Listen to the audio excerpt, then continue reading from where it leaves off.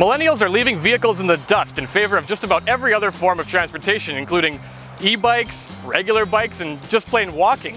Not to mention that many people in urban areas just don't have the space or the need for a vehicle. Also, the ongoing climate change problem, and you've got a recipe for something that millennials just aren't going to open up their wallet for. But that's where Nissan hopes to help with its tiny crossover, the Kicks, which, above all else, is a vehicle made for millennials who are looking for a vehicle that is cheap and has a modicum of tech, but not so much tech that it breaks the bank. This is the Nissan Kicks SR Premium trim, and that means that you get all the bells and whistles, including satellite radio, heated seats, and heated steering wheel. While the two-tone pearl paint is an extra $650. Under the hood is a 1.6-liter four-cylinder connected to a CVT transmission. It only makes 122 horsepower, but honestly, you don't need that much in a little commuter like this.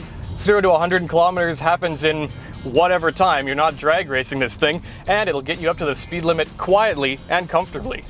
Of course, it won't be too quiet because of the 8-speaker Bose sound system that actually goes right to the headsets here. It sounds excellent. You get a decent amount of tech with the Kicks, including an 8-inch touchscreen. Android Auto and Apple CarPlay are standard on all trims, and luckily, most of the buttons and everything on it are actually physical buttons for the climate control instead of those stupid haptic touch feedback things that you get with some luxury cars. A 7-inch digital display in the dashboard is actually included as well, and that looks really nice and classes it up a bit. SR Premium trims also get intelligent around view monitor, which makes it really easy to park, as well as intelligent cruise control. The Kicks is small enough to be a decent city car. In fact, it's actually the smallest car that Nissan makes, with possible exception of the Leaf. It makes it perfect for commuting.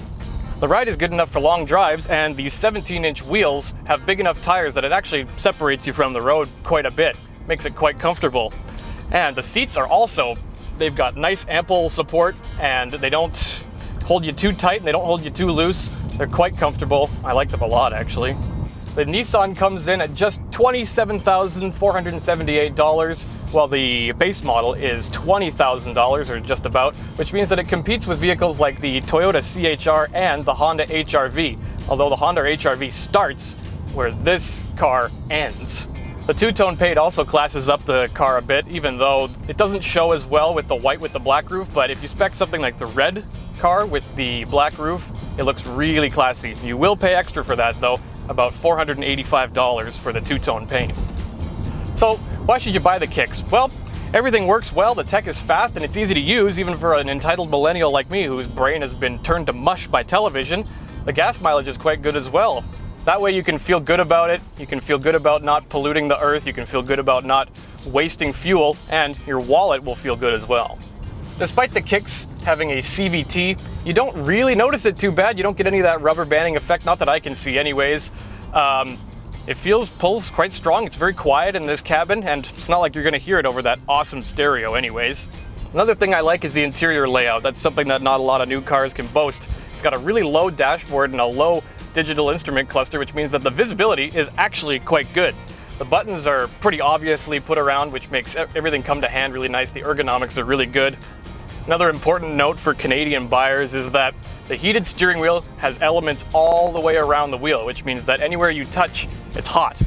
So, how could the Kicks be improved? Well, unfortunately in the winter months, it doesn't have all-wheel drive, so you might be slipping and sliding all over the place if you don't have good winter tires.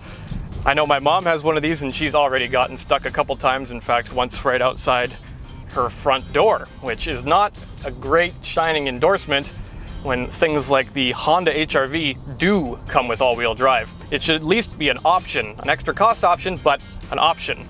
Another mark against the Kicks is that it doesn't come with wireless Android Auto or Apple CarPlay, which a lot of new cars have these days, and it also doesn't have Amazon Alexa as far as I know, in case you want to, order toilet paper to your house before you even get there.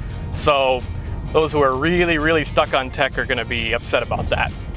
Also, although it has satellite radio, it doesn't have satellite navigation, so you're going to have to rely on that Android Auto or Apple CarPlay to get around.